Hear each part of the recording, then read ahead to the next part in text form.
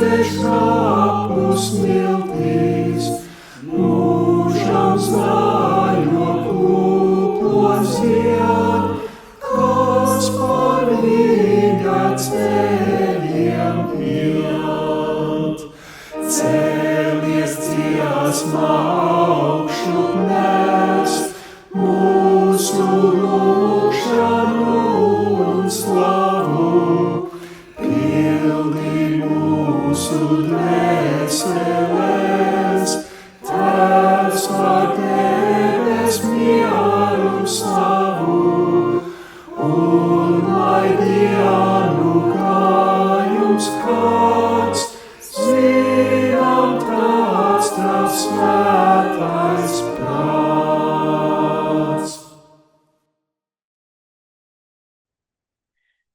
Klanos tavam svētajam templim un pateicos tavam vārdam par tavu žēlastību un patiesību, jo augstāk par visu tu esi pacēlis savu vārdu un savu apsolījumu. Kad es saucu, tu man atbildēji, tu darīji mani staltu, man dvēselē spēks. Augstu kungs, bet uzlūko zemos, taču augstprātīgo viņš pazīst jau pa gabalu. Gods lai ir Tēvam, Dēlam un Svētajam garam. Āmen. Vai gan, lai krītam izmisumā un bezcerībā tāpēc, ka grūti laiki?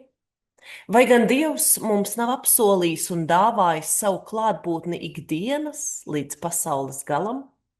Iesim pie viņa, izbēdāsim savas bēdas un izsūdzēsim sirds sāpes tieši tagad, personīgā lūgšanā savās sirdīs.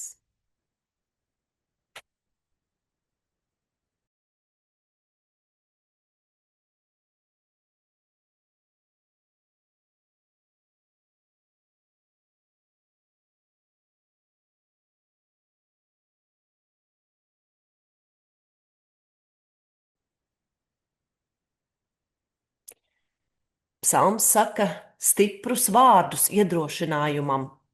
Priecājas debesis un līksmo zeme, lai teicam tautām, kungs ir ķēniņš, lai krāc jūra savus ūdeņus, lai līksmo lauki ar savu devumu.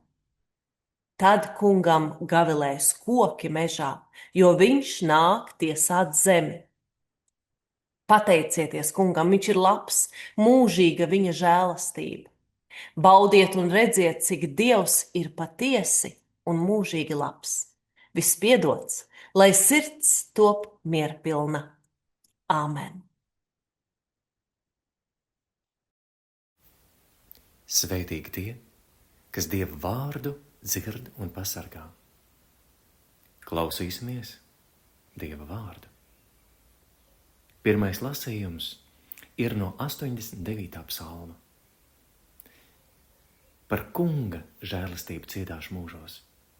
Es vēstīšu auģu audzēm par tavu uzticību. Es teicu, tava žēlastība celta uz mūžiem. Debesīs nolikta tava uzticība. Es slēdzu derību ar savu izredzēto. Es zvērēju Dāvidam savam kalpam, uz mūžiem es iedibināšu tavu dzimumu. Svētīta tauta, kas gavilēt prot. Kungs, tava vaiga gaismā tie staigā. Tava vārdu tie dzird augu dienu un tavu taisnību tie cildina. Jo viņu spēka rota tu, un tava labvēlība mūs stiprina. Jo no kunga mūsu vairogs, no Izraēļa svētā, mūsu ķēniņš. Āmen. Otrais lasījums ir no 1. Pētera vēstules 3. nodaļas. Un beidzot, esiet visi vienprātīgi, pilni līdzjūtības, brāļu mīlestības, sirds iejūtības, pazemības, neatmaksājiet ļaunu ar ļaunu, lamas ar lamām, bet tieši otrādi. Dodiet svētību jo jūs esat aicināti, lai iemantotu svētību. Jo kas grib dzīvi mīlēt un redzēt labas dienas, lai attur mēli no ļauna un lūpas no viltus runām, lai novērš no ļauna un dara labu, lai meklē mieru un pēc tā dzenas, jo kungs uzlūko taisnos un uzklausa viņu lūgšanas. Bet kunga vaigs ir vērsts par tiem, kas dara ļaunu. Kas gan jums varēs nodarīt pāri, ja jūs dedzīgi tiksties pēc labā? Pat ja arī jūs ciestu taisnības dēļ, jūs esat laimīgi. Bet nebīsties no tiem, kas jums liek ciest, un nesatraucieties. Svēti godājiet Kristu kā kungu savās sirdīs. Āmen. Alleluja.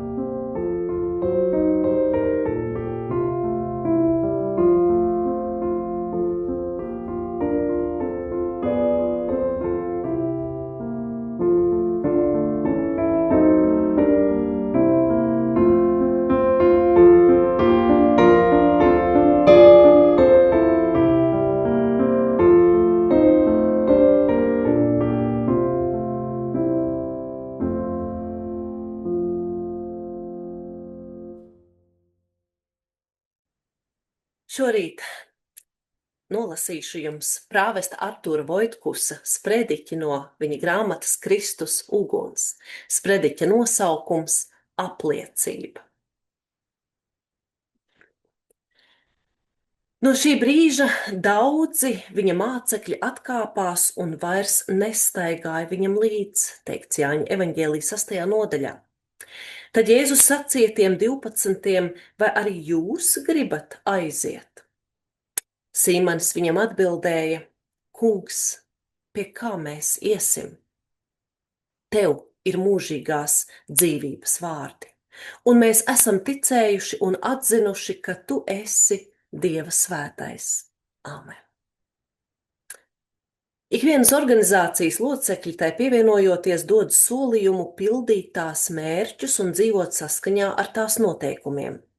Ir organizācijas, kurās statūtu parakstīšana ir necila formalitāte, ir citas, kurās solījuma došana notiek svinīgā ceremoniālā, pildot tieši noteiktas gadu desmitiem pat simtiem senas tradīcijas.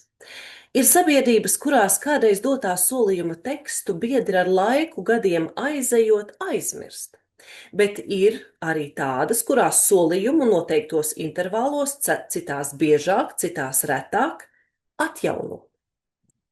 Mēs latvieši, piemēram, vismaz reizi gadā sanākam kopā 18. novembra svētkos, un dziedot mūsu tautas lūgšanu, atjaunojam solījumu veltīt savus garīgos un fiziskos spēkus dzimtenes brīvībai.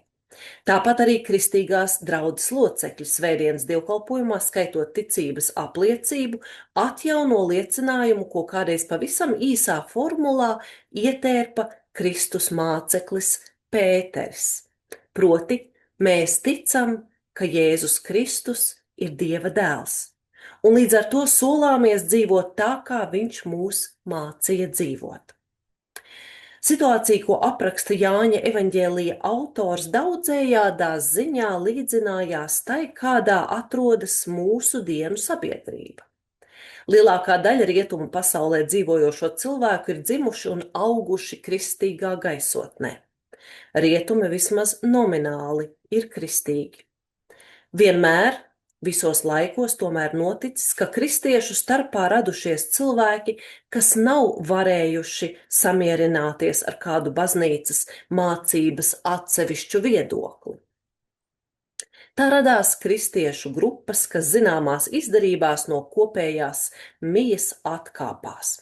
Visām tām tomēr, kaut arī dažos gadījumos ar zināmiem ierobežojumiem, ir kopēja ticība par Kristu kā pasaules pestītāju. Bet no kristīgās draudzes dažkārt cilvēki ir aizgājuši pavisam.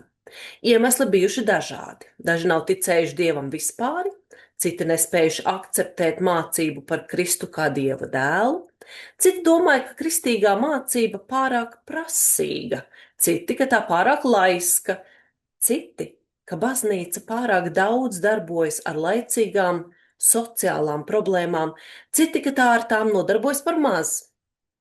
Ir tādi, kas domā, ka katrai tautai vajadzīga sava īpatna reliģija. Arī mūsdienās aizgājēju netrūkst. Tas, protams, nenozīmē, ka viņi kristiānismu pilnīgi noliegtu, nebūt nē.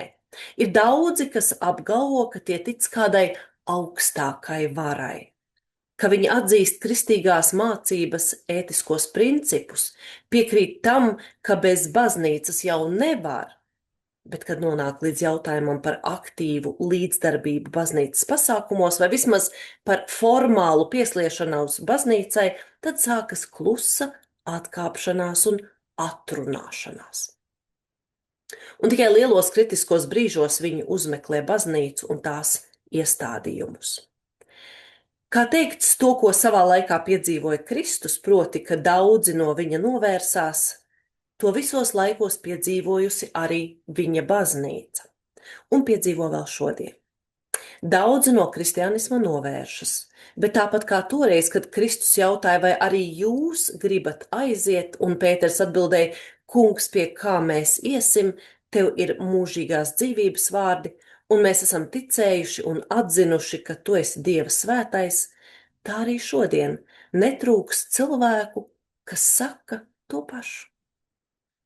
Un to nesaka tikai tie, kas to var darīt bez riska. Tā liecina daudzi arī tur un tad, kad šāda apliecība saistīta ar iespējamām vajāšanām. Ticības apliecība, kādu mēs lietojam ik svētdienas, nav Kristus mācīta, bet pakāpeniski izaugusi vairāku gadu simteņu laikā. Visvecāko kristīgās ticības apliecību daži pētnieki domā saskatījuši Filipa vēstulē 2. nodaļā 11. pantā, lai visas mēles apliecinātu, ka Jēzus Kristus ir kungs. Tā bez šaubām nav oficiāla, apzināti veidota, stingri noteikta formula, bet šī apliecība bija pa spēkam tikai tam, kas Jēzu Kristu tiešām bija atzinis par savu kungu. Kam tas piederēja tāpat kā tajos laikos vergs piederēja savam īpašniekam, savam kungam. Šie nedaudzie vārdi izšķīra dzīvību vai nāvi pirmdraudzes locekļiem, kad tos veda ķeizara iestāžu priekšā un lika pielūgt pagāniskos dievus vai dievināt ķeizara attēlu. Tiem vajadzēja izšķirties, kas ir viņu kungs, laicīgais valdnieks un elki vai kungs Kristus, par ko tie ticēja, ka tas kaut neredzams, tomēr dzīvs ir viņu vidū. Apustuļu ticības apliecība galīgo formulējumu saņēma pēc ilgām debatēm un cīņām tikai 5. gadu simtenī. Trejdalījums bija pazīstams jau 1. gadu simtenī, kad Matejs savā evaņģēlijā min Kristus pavēli iet un kristīt visas tautas Dieva Tēva, Dēla un Svētā gara vārdā, bet tikai pamazām ieradās citi papildinājumi. Mazāzijā atrastajā tā saucamajā apustuļu vēstulē ap 150. un 160. gadu atrodama 5-daļīga apliecība. Mēs ticam pirmkārt uz Tēvu, visas pasaules valdnieku, otrkārt mūsu pestītāju Jēzu Kristu, treškārt Svēto garu, ceturtkārt Svēto baznīcu un piektkārt grēku piedošanu. Tam vēlākos gadsimteņos pievienojās papildinājumi par Kristus dzimšanu un ciešanām, līdz 4. gadsimtā jau runā par ieņemts no svētā gara un dzimis no jaunavas Marijas. Ticības apliecība neapšaubāmi satur formulējumus, kas prātam grūti akceptējami, ja tos vērtējam pēc burta, ne pēc satura. Mēs tomēr nedrīkstam aizmirst vienu. Mūsu valoda katrai lietai, domai un idejai dod nosaukumu, kas ir tikai simbols. Mums nav iespējams ar vārdiem precīzi aprakstīt ne krāsu, ne skaņu, ne arī mūsu ticību.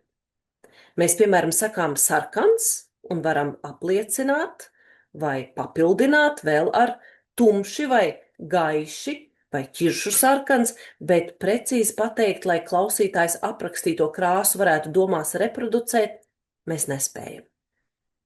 Mēs varam gan pateikt kādas skaņas augstumu un skaļumu, bet ne nokrāsu tik pilnīgi, lai cits to spētu atdarināt.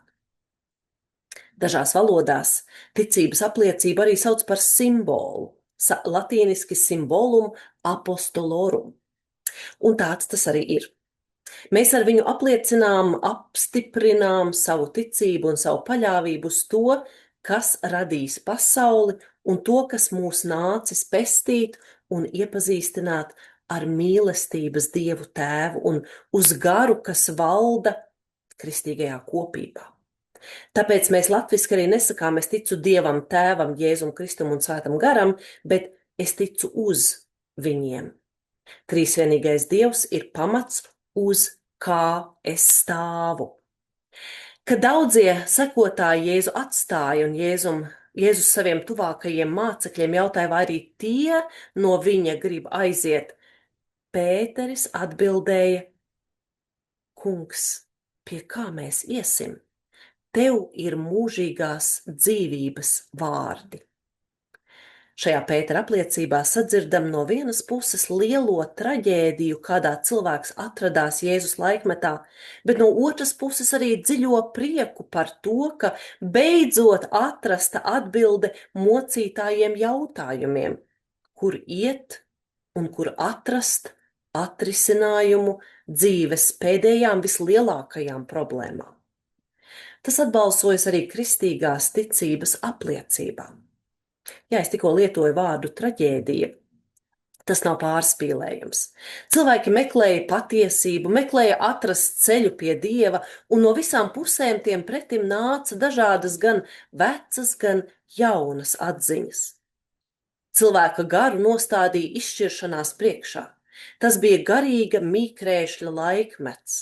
Līdzīgs tam, kāds veidojas, ka topošā diena cīnās ar nakti, bet jaunais rīts vēl nav uzausis. Cilvēka dvēsele tiek raustīta uz visām pusēm. Un šajā laikmetā ienāca Jēzus ar savu mācību, un Pētera atbilde tāpēc liecina: mēs tagad beidzot esam atraduši meklēto. Kurp citur, lai mēs vēl ietu? Mēs paliekam pie tevis. Arī mūsdienu cilvēks meklē arvien jaunas patiesības, kas apmierinātu savas garīgās prasības. Lielie zinātnes sasniegumi ir kā noārdījuši pamatus vecajiem ticējumiem, uzskatiem un atziņām, un jāmeklē jauni pamati. Bet tāpat kā Kristus teica, es neesmu nācis bauslību, tas ir vecos pamatus atmest, bet piepildīt. Tāpat arī mēs gribam meklēt un raudzīt, atrast atbildes, vai tas, ko šodien saucam par vecu, tiešām ir nojaucams, jeb uz tā pamatiem ar jauno atziņu palīdzību iespējams celt stiprāku un labāku rītdienas uzskatu ēku. Daudz ir aizgājuši, vai arī jūs gribat aiziet? Mēs, kristieši, liecinām, mēs neiesim, jo zinām, ka tev ir mūžīgās dzīvības vārdi. Mēs zinām, ka tu esi Dieva svētais. Tāpēc mēs mācāmies apliecību, un tāpēc mēs to apliecinām. Āmen.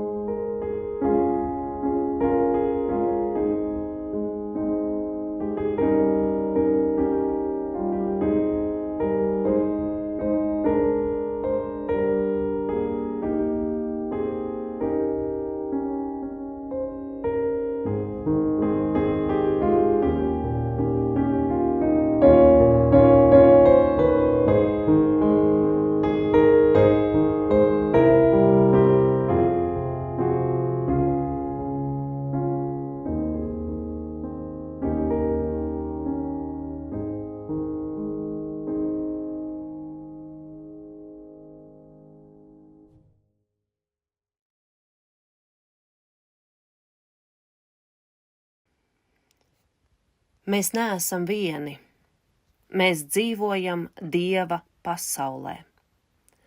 Mēs ticam Dievam, kas radījis un rada, kas nācis Jēzū, vārds tapis miesa, lai izlīdzinātu un darītu pa jaunu, kas darbojas mūsos un citos caur garu.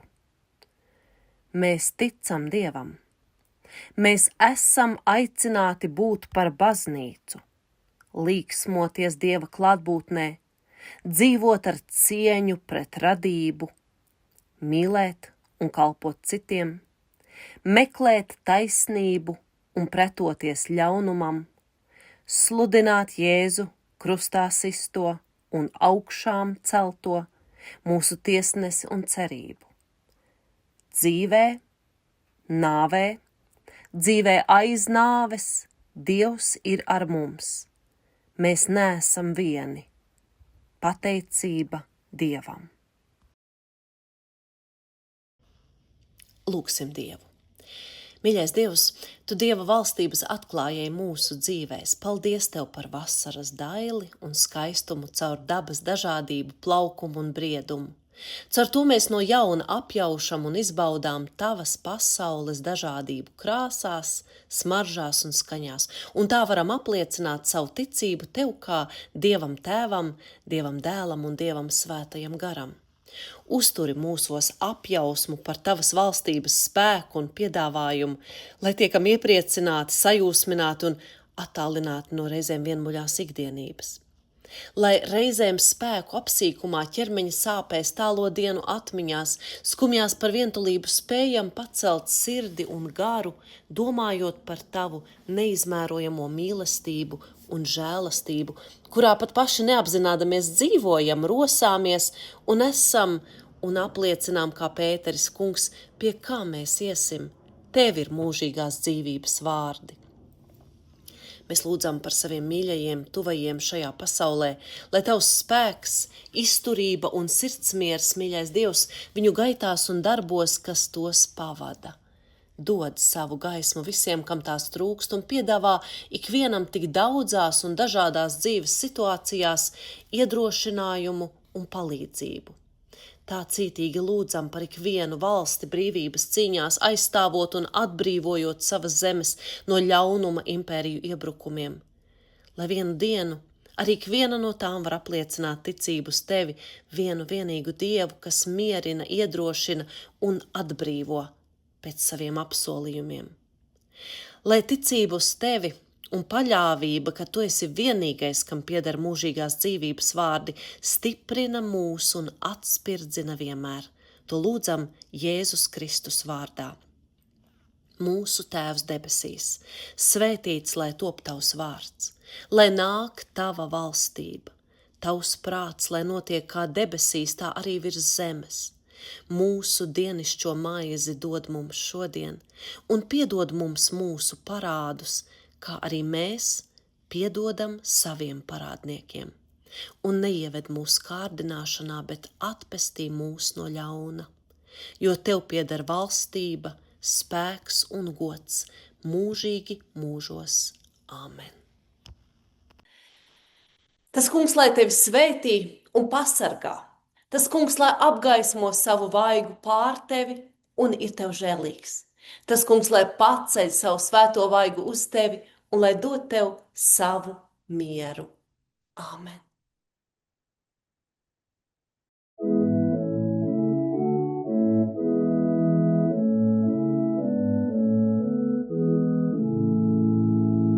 Pie kā mēs, kungs, gan iesim, kur laimi meklēsim, vai maņiem pakaļ skriesim, vai gudros jautāsim, tik Tavi vārdi radīs mums spēku dzīvību, tie dzīves ceļā vadīs un sniegs mums svētību. Mēs esam ticējuši, ka pestītājs Tu mums, un arī atzinuši Tu mūsu